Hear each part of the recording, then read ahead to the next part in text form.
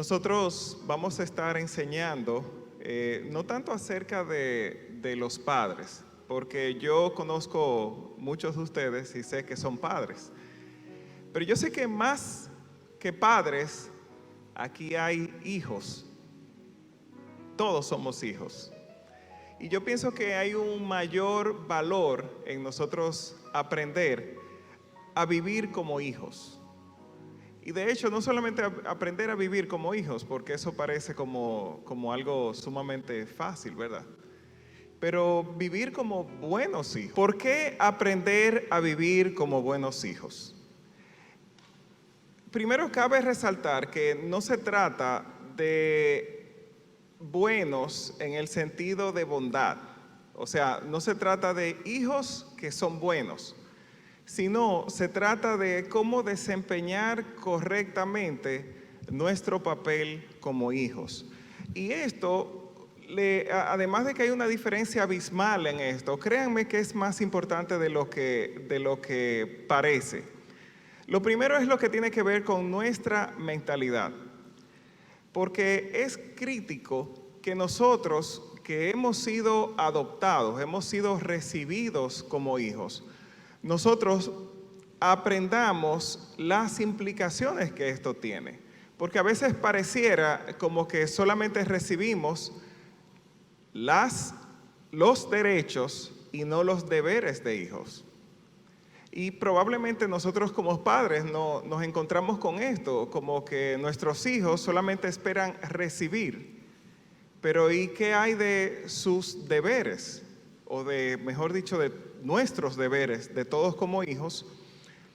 Y esto es clave, el que nosotros tengamos el entendimiento de que somos hijos, pero no por la ley, no por las obras, sino por la realidad del Espíritu, quien nos ayuda a entender que hoy día nosotros somos hijos de Dios por la obra que Jesucristo realizó en la cruz del Calvario. Porque por la redención de Jesucristo, el unigénito Hijo de Dios, nosotros hemos recibido el derecho legal de ser constituidos como hijos de Dios. Entonces, ahora sí nosotros podemos hablar acerca de lo que es aprender a vivir como buenos hijos. Y vamos a ver algunas razones de esto. Lo primero es que si nosotros somos buenos hijos, vamos a ser como resultado buenos padres. Porque vamos a tener un mejor entendimiento de lo que esto representa y vamos a poder desempeñar mejor nuestro rol como padres. Pero segundo, y no menos importante, porque esto complace a Dios. Y a veces yo pienso que como hemos recibido, no por obra, sino por gracia, lo que es el derecho a ser hijos de Dios, pensamos como que simplemente ya somos hijos de Dios y agradamos al Padre en todo lo que hacemos porque nuestra condición de hijos de Dios nos hace agradables al Padre en todo, pero no en todo, ustedes lo saben, no en todo se complace el Señor acerca de nosotros. Porque existe lo que es la voluntad perfecta de Dios, pero también está el aspecto de la voluntad permisiva de Dios, que Dios nos ha dado el libre albedrío y como hijos espera que no por obligación, sino por amor, nosotros hagamos lo que a Él le agrada. En el caso de Esaú, Dios le dice, a Jacob amé, mas a Esaú aborrecí. Pero miren qué interesante, porque los dos eran hijos, Jacob y Esaú. Pero Dios amó a Jacob y aborreció a Esaú, sin que esto invalidara la condición que Esaú tenía de hijo. Entonces, esto me acuerda una conversación que yo tuve muy interesante con una persona muy brillante en lo académico, en lo profesional. Y me decía, no sé si alguna vez ustedes han entrado en una conversación como esta que le dicen, no, porque todos somos hijos de Dios. Ahí hay mucha tela por donde cortar. Porque primero, todos somos criaturas de Dios. Todos somos creación de Dios. Pero no todos somos hijos de Dios. Y de nuevo, eso fue interesantísimo. Me encantó que me hiciera esa pregunta porque por ahí pude predicarle el Evangelio, hablarle acerca de Jesucristo y de nuestra condición, que yo entiendo que como aquí somos hijos de Dios, no tenemos que profundizar en ello. Pero sí me llama mucho la atención en el ejemplo de Israel. Israel son hijos en lo natural, o sea, en cuanto al derecho que tienen, pero no necesariamente reciben la recompensa de la herencia. Y lo dice en Romanos 9, y permítanme leerles del 30 al 32, dice así, y leo de la versión Nueva Traducción Viviente. ¿Qué significa todo esto? Aunque los gentiles no trataban de seguir las normas de Dios, fueron hechos justos a los ojos de Dios. Y eso sucedió por medio de la fe. Pero los hijos de Israel, que se esforzaron tanto en cumplir la ley para llegar a ser justos ante Dios, nunca lo lograron. ¿Por qué no? Porque trataban de hacerse justos ante Dios por cumplir la ley en lugar de confiar en Él. Y dice, tropezaron con la gran piedra en su camino, que es Jesucristo. Entonces, uno pudiera pensar, entonces, aquí, todos los que estamos, somos hijos de Dios, ¿cierto? Sí, pareciera fácil, pero somos todos nosotros, estamos todos nosotros complaciendo al Padre de la manera que lo hizo su Hijo Jesucristo. Ustedes recuerdan cuando Jesús fue bautizado, que dice que se escuchó la voz desde el cielo en Mateo 3:17, que dice, este es mi Hijo muy amado, quien me da gran gozo. Y en otra versión dice, este es mi Hijo amado, en quien tengo complacencia. Y vale la pena preguntarnos, ¿piensa eso el Señor de mí? En mi calidad de hijo. ¿Ustedes piensan que cuando el Señor nos mira, puede afirmar que siente gran complacencia acerca de nosotros? Esa es una pregunta profunda. Lo primero es que si estamos en Cristo, sí, porque ya Él no nos está viendo a nosotros, está viendo a Jesucristo, su Hijo. Pero esto tiene que servirnos a nosotros para orientar nuestras acciones al momento de nosotros actuar. Tercer punto, recuerden que estamos viendo razones por las cuales nosotros debemos de procurar ser buenos hijos. Ya Gálatas 4 del 1 al 7 dice así en la versión NTV. Piénsenlo de la siguiente manera.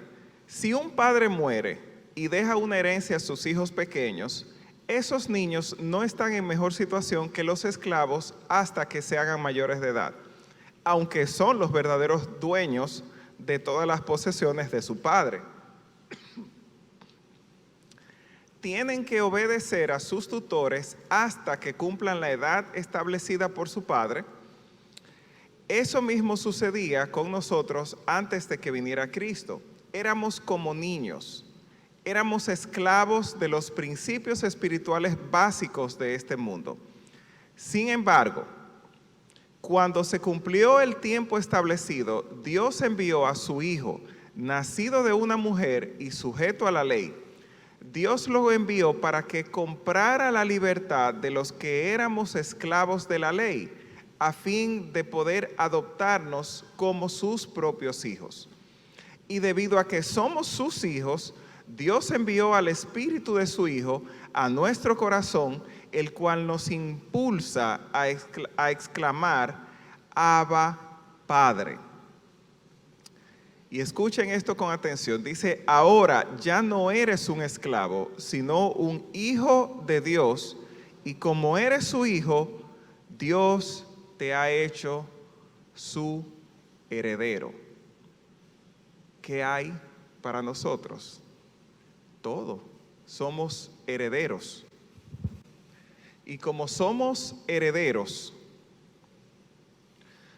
nosotros podemos saber y tener la plena certidumbre de que en todo esto Dios nos dará juntamente con Cristo todas las cosas. Así que Dios nos ha hecho herederos, herederos juntamente con Cristo.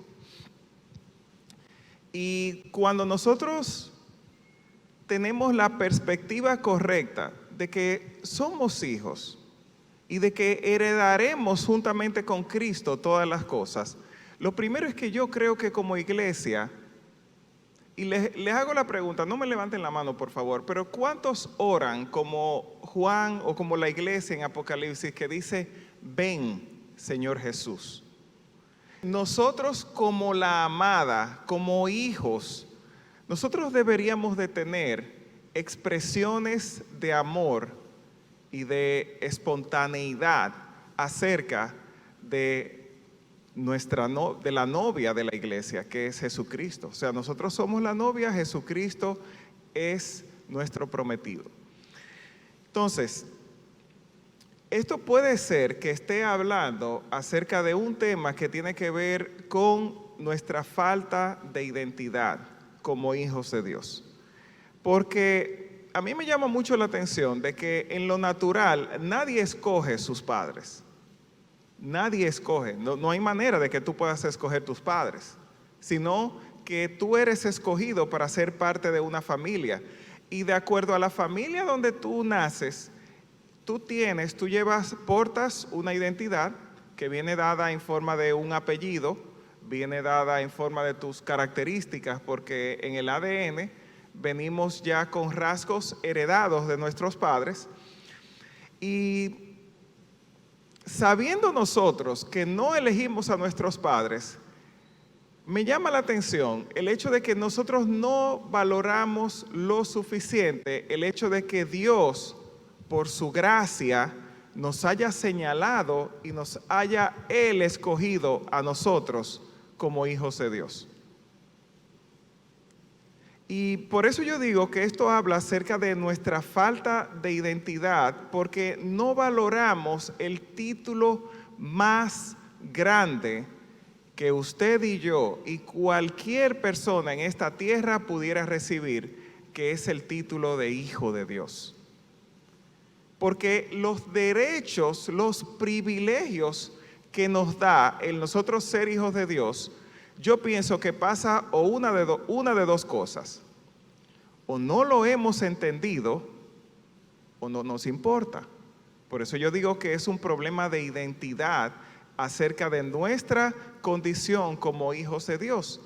Porque mi hermano, usted sabe los privilegios que nos da el nosotros ser hijos de Dios. Ya nosotros vimos que somos coherederos con Cristo. Y usted dirá, bueno, pero lo que pasa es que como ahora somos niños, todavía no tenemos derecho a la herencia. Pero es que eso no se queda ahí. Porque nosotros hemos sido llamados a ser reyes y sacerdotes junto a Dios nuestro Padre, y tenemos muchos privilegios de los cuales nosotros no hacemos uso de ellos. Y esto me acuerda a mí una historia. Es una historia que todos ustedes conocen. Es la historia de dos hijos. Y estos dos hijos, hay uno de ellos que le pide a su padre, le dice, mira, tú sabes qué, dame lo mío. Dame la parte de la herencia que me toca. Yo no voy a esperar que tú te mueras. Lo mío, búscamelo ahora, que me voy por ahí. Y él se va, ustedes conocen la historia, la historia del hijo pródigo. Pero lo interesante del caso es cuando usted ve la historia, no desde el punto de vista del hijo que se fue, sino del que se quedó. Yo quiero leerlo para que nosotros podamos ver el aspecto del hijo pródigo, pero del que se quedó. Y dice así, mientras tanto, el hijo mayor estaba trabajando en el campo. Cuando regresó, oyó el sonido de música y baile en la casa y preguntó a uno de los sirvientes qué pasaba. Le preguntó qué pasaba y le dice, tu hermano ha vuelto y tu padre mató el ternero engordado. Celebramos porque llegó a salvo. El hermano mayor se enojó mucho, se enojó y no quiso entrar. Su padre salió y le suplicó que entrara, pero él respondió: todos estos años he trabajado para ti como un burro y nunca me negué a hacer nada de lo que me pediste. Y en todo ese tiempo no me diste ni un cabrito para festejar con mis amigos. Sin embargo, cuando este hijo tuyo regresa, después de haber derrochado tu dinero en prostitutas, matas el ternero engordado para celebrar.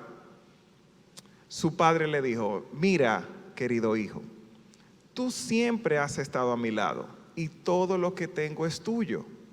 Teníamos que celebrar este día feliz, pues tu hermano estaba muerto y ha vuelto a la vida. Estaba perdido y ha sido encontrado.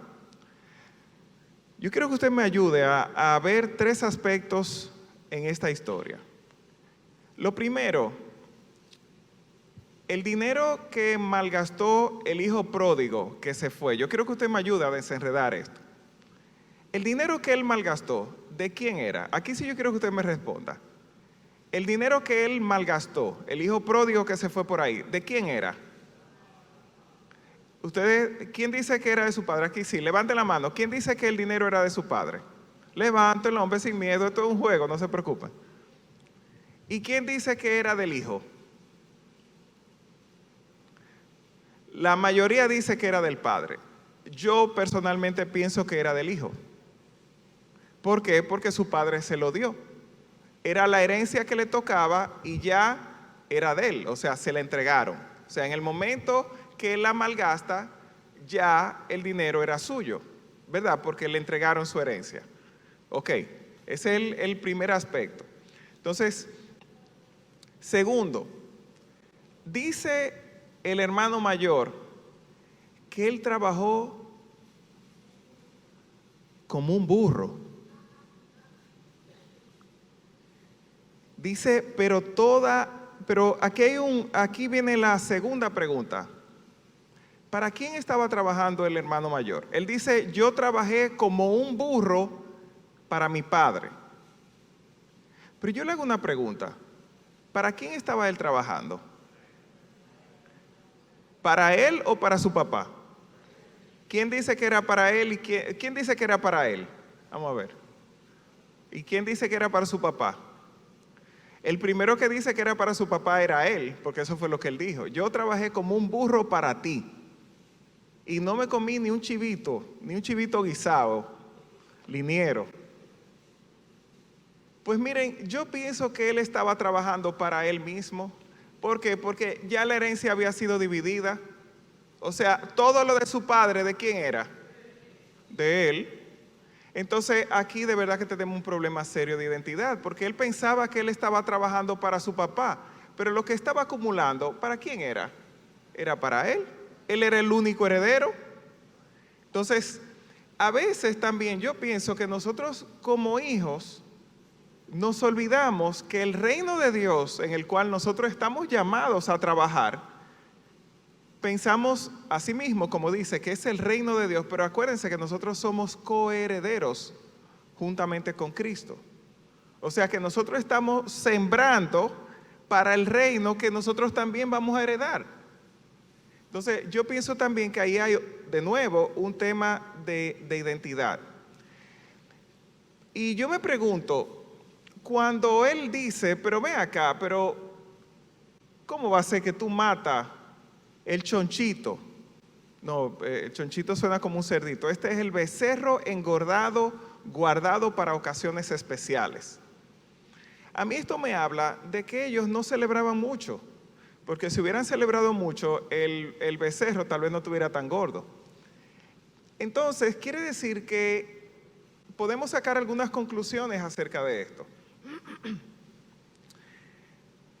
Pero antes de eso, le voy a hacer una tercera pregunta. Cuando el hijo mayor entra y oye la bulla, ¿cómo piensan ustedes que era la relación suya con su padre cuando él ni siquiera quiso hablar con su papá. No quiso preguntarle, papi, ¿qué es esto? Pero ven acá, cuéntame, ¿tú te sientes bien? Porque ¿cómo va a ser que después que este muchacho gastó los chelitos por ahí, ahora le vamos a celebrar una fiesta? Pero el hecho de que él se lo preguntó a un criado y luego se enojó, quiere decir que él no conocía el corazón de su padre. Porque si él hubiera estado cerca del corazón de su padre, hubiera sabido que lo que a él más le importaba era no el dinero, sino la vida de su hijo. Era que incluso el criado se lo dijo, es porque tu hermano está vivo. Nosotros no estamos celebrando que se llevó los chelitos, estamos celebrando que está vivo. Y ese es tu hermano, a ti debería de dolerte. Entonces, quiere decir que el hermano mayor, el hijo mayor, no había desarrollado una buena relación con su padre. Porque si hubiera tenido una buena relación con su padre, no se considera a sí mismo, primero, como un burro, y segundo, hubiera estado alineado a los sentimientos de su corazón. Entonces, consideremos el ejemplo de Jesús. Jesús, dice la palabra en Juan 5:30, que Jesús buscaba no hacer su voluntad, sino la de su Padre, y en ello se deleitaba. Entonces, ese es el ejemplo de nuestro hermano mayor. El ejemplo de Jesús es, y por esto él agradaba al Padre, una de las razones, porque dice que él no buscaba hacer su propia voluntad, él buscaba hacer la voluntad de su Padre. Entonces, aquí vale la pena preguntarnos, ¿qué tan importante es en sí nuestra relación con nuestros padres? Y esto vale la pena preguntarlo tanto en el punto de vista de nuestra relación vertical con nuestro Padre Celestial, como con nuestros padres terrenales. Miren, esto es tan relevante que las últimas palabras que creo que se leyeron esta tarde, que dice en el libro de Malaquías, antes de que pasaran 500 años sin que tuviéramos registro escrito acerca de lo que se habló, dice así: Él hará volver el corazón de los padres hacia los hijos y el corazón de los hijos hacia los padres. No sea que yo venga y hiera la tierra con maldición. Wow, ustedes se dan cuenta de la relevancia que tiene la relación de los hijos con los padres y de los padres con los hijos, porque es bilateral, ¿eh? Dice que él iba a restaurar esta relación, no sea que Dios venga e hiera la tierra con maldición. En otra versión dice con destrucción. Entonces, es muy doloroso, y lo digo como padre, es muy doloroso que se rompa la relación con los hijos.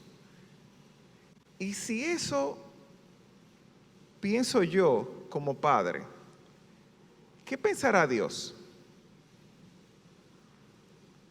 ¿Qué pensará Dios, que es el creador del cielo y de la tierra? Y no solamente eso, sino que hijos, aquí en la tierra se estima que hay más de 6,000, de creación suya, que no necesariamente tiene una relación de hijo con él, hay más de 6,000 millones. Entonces, esta relación de nuestra con nuestros padres es la esencia de lo que yo quiero hablarles en esta mañana. Y yo quiero aterrizar esto a 3 aplicaciones básicas, esenciales, en lo que tiene que ver nuestro rol como hijos. Número 1, es que seamos afirmados en nuestra identidad de hijos de Dios. Y yo sé, soy testigo, sentado ahí igual que ustedes, de cuánto nosotros hemos sido enseñados acerca de esta realidad. Y yo percibo que todavía nosotros no estamos afirmados en nuestra identidad de hijos de Dios. Dice en Gálatas 4, versículos del 6 al 7, dice, y debido a que somos sus hijos, Dios envió al Espíritu de su Hijo a nuestro corazón, el cual nos impulsa a exclamar, Abba, Padre. Ahora ya no eres un esclavo, sino un hijo de Dios. Y como eres su hijo, Dios te ha hecho su heredero. ¿Por qué insistir en el tema de nuestra identidad de hijos? Y es que si ciertamente estuviéramos afirmados en esta verdad, yo creo que no tendríamos temor, porque nuestro Padre es bueno y tiene cuidado de nosotros. Y si nosotros somos sus hijos, no quiere decir que como hijos esto nos excluye de cualquier dificultad, pero sí tenemos la seguridad de que cualquier cosa, aún lo presente o lo porvenir, tiene que tener la aprobación de nuestro Padre, que nos ama entrañablemente y tiene el control de todas las cosas. Y esto puede cambiar toda nuestra perspectiva de la vida, porque si nosotros vivimos como hijos, no como huérfanos, el afán va a perder mucho espacio en nuestro corazón y en nuestra alma. Entonces, miren qué pasó con el pueblo de Israel. Yo, a veces, siguiendo hablando del tema de la identidad de hijos, a mí me da dolor en mi corazón que nosotros no lo valoremos al punto tal de que podamos entender que no es lo mismo un hijo de Dios que quien no lo es. No es lo mismo. Pero esto, el mismo pueblo de Israel en Malaquías 3 se lo preguntaba, y dice en el 17, dice el Señor de los ejércitos celestiales, ellos serán mi pueblo. El día que yo venga para juzgar, serán mi tesoro especial. Les tendré compasión, así como un padre le muestra compasión a un hijo obediente. Entonces, de nuevo podrán ver la diferencia entre los justos y los perversos, entre los que sirven a Dios y los que no lo hacen. No seamos nosotros, por favor, mis amados hermanos, como el pueblo de Israel, que en su incredulidad decían, ay hombre, eso es lo mismo todo. El que sirve a Dios y el que no le sirve. Dios nos libre de semejante expresión de incredulidad, porque no es lo mismo. Segundo punto, el poder de la obediencia. Y yo quiero explicarme bien aquí. ¿A qué se refiere esto del poder de la obediencia? Primero vamos a basarnos en lo que dice la palabra en Juan 15 del 7 al 10. Lo leo rápidamente. Dice así: si ustedes permanecen en mí y mis palabras permanecen en ustedes, pueden pedir lo que quieran y les será concedido. Cuando producen fruto, demuestran que son mis verdaderos discípulos. Eso le da mucha gloria a mi Padre. Yo los he amado a ustedes tanto como el Padre me ha amado a mí. Permanezcan en mi amor. Cuando obedecen mis mandamientos, permanecen en mi amor, así como yo obedezco los mandamientos de mi Padre y permanezco en su amor. Y sigue diciendo en el 16, no me elegisteis vosotros a mí, sino que yo os elegí a vosotros. Y os he puesto para que vayáis y llevéis fruto, y vuestro fruto permanezca, para que todo lo que pidiereis al Padre en mi nombre, Él os lo dé. Miren, en este texto lo afirma dos veces. Y es que si nosotros estamos en Cristo, si le obedecemos, si le amamos, lo expresa la palabra de Dios. Dice que si nosotros, como dice, yo os elegí a vosotros, si os he puesto para que vayáis y llevéis fruto, para que todo lo que pidiereis al Padre en mi nombre, Él os lo dé. Y es que cuando nosotros estamos en Cristo, podemos pedir en su nombre. Porque cuando pedimos en su nombre, estamos pidiendo en representación de Él. Eso es como un cheque en blanco. Eso es como un cheque en el cual ya te lo entregó firmado y dice abajo la firma en el nombre de Jesucristo. Y ahora usted le pone lo que usted quiera. Obviamente, si yo estoy actuando en el nombre de Jesucristo, de ninguna manera voy a pedir lo que está fuera de la voluntad del Padre, porque yo estoy actuando en representación de Él. Y si yo pido lo que está fuera de su voluntad, ¿verdad? Ya no estoy actuando en representación de Él. Pero a esto yo me refiero con el poder que hay en la obediencia. Porque si nosotros estamos en Cristo, tenemos acceso directo al Padre. Bendito Dios, nosotros tenemos acceso al Padre en condición de hijos y nos consideramos iguales que cualquiera. No es lo mismo. Somos hijos de Dios. Y por último, tercer punto, acerca de la aplicación de esta enseñanza. Disfrutemos de la relación con nuestros padres. Porque ¿de qué nos vale ser hijos si no disfrutamos de la relación con nuestros padres? Hay una palabra en Deuteronomio 10, del 12 al 13, que me estremece. Porque siendo Dios tan bueno, ¿qué pide Él de nosotros?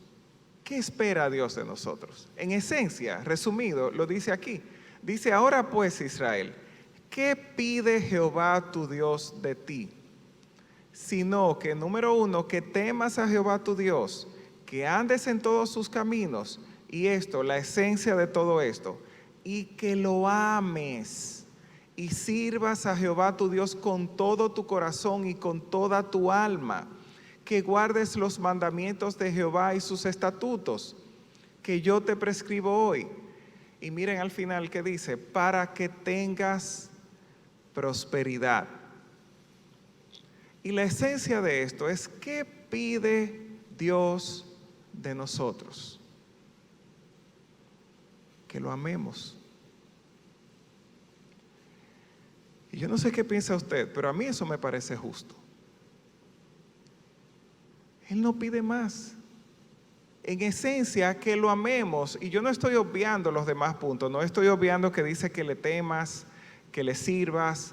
Es que si le amamos, todo lo otro viene solo. ¿Qué pide Dios de nosotros? Y es una realidad que esto lo digo como padre. Yo he visto muchos abuelos, he visto muchos padres. ¿Y saben qué es triste? Ver a los padres, a los abuelos, literalmente mendigar el amor de sus hijos y de sus nietos. Eso es triste. Porque aquí hablo a los padres. ¿Qué pedimos nosotros de nuestros hijos? Yo no sé usted, yo me conformo con eso. Miren, con eso a mí me compran. Que me amen. Porque si me aman, yo sé que mis palabras realmente les van a importar y se van a emplear en obedecer. Y me van a respetar y me van a honrar. Y todo lo demás comienza en ese elemento tan sencillo. ¿Qué pide Dios de nosotros? Que lo amemos. Y esa es la esencia de todo lo que dice la palabra. Amarás al Señor tu Dios de todo tu corazón, de toda tu alma, con toda tu mente y con todas tus fuerzas. Y asimismo, si nosotros como padres, ese es el anhelo de un padre, recibir el amor de sus hijos, de sus nietos. De la misma forma, ese es el anhelo de nuestro Padre. Recibir nuestro amor que se manifestará en obediencia, en servirle, en amar a nuestro prójimo como a nosotros mismos. En esencia no es tan complicado. Solamente hace falta la disposición de nosotros, de todo nuestro corazón, amarle, servirle. Y para eso, aún Dios nos ha enviado el Espíritu de su Hijo. Por eso Dios produce en nosotros tanto el querer como el hacer. Porque Dios es tan bueno que no solamente nos dice hazlo, sino que yo te ayudo, yo te voy a poner el deseo también para que lo hagas.